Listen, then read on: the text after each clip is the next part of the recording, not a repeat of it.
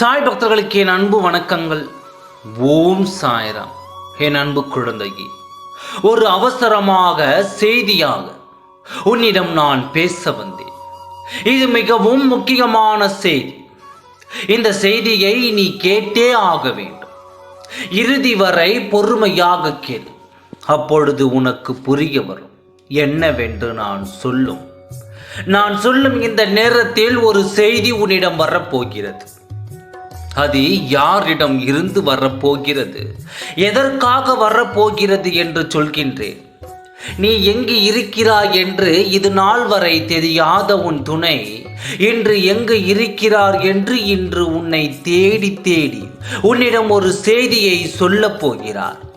நீ எங்கு இருக்கிறார் என்று பல பேரிடம் விசாரித்து உன்னை அழைத்து உன்னிடம் ஒரு செய்தியை சொல்ல அலைந்து திரியப் போகிறார்.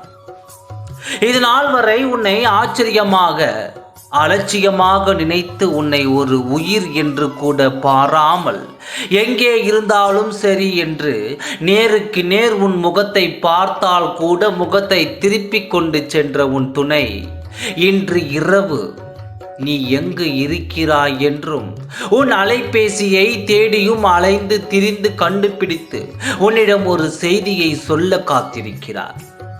இப்படி உன்னை தேடி உன்னிடம் ஒரு செய்தி சொல்ல வேண்டும் என்றால் அது எத்தனை அவசியமான செய்தியாக இருக்க வேண்டும் என்பதை நீ புரிந்து கொள்.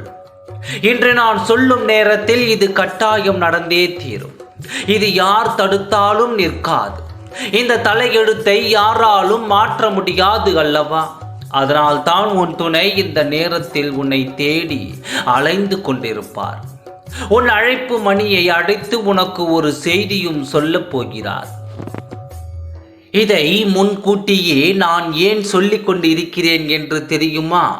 அவசர செய்தியாக வந்தால் நீ பதற்றம் அடைய கூடாது என்று உன் சாயப்பா முன்பே வந்து உன்னிடம் சொல்லிக் கொண்டிருக்கிறேன்.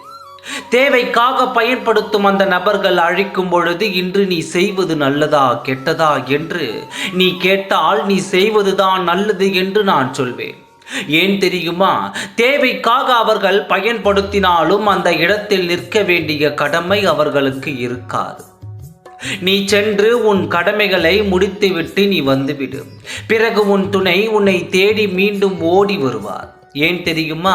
இத்தனை காலம் உன்னை தள்ளி வைத்து வேடிக்கை பார்த்தாலும் நான் அழைத்தவுடன் என் துணை வந்து விட்டாரே என்று உன் மீது அன்பும் பாசமும் வந்துவிடும்.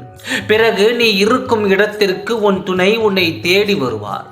எது நடந்தாலும் உன் நன்மைக்காக நடக்கும் என்று நான் சொன்னேன் அல்லவா? இப்பொழுது உன் துணையின் இல்லத்தில் இந்த நேரத்தில் நடப்பதும் உன் வாழ்க்கையின் நன்மைக்காகத்தான் என்று நினைத்துக்கொள். கவலைப்படாமல் இரு, நல்லதே நடக்கும். ஓம் சாய்ராம். நன்றி, வணக்கம்.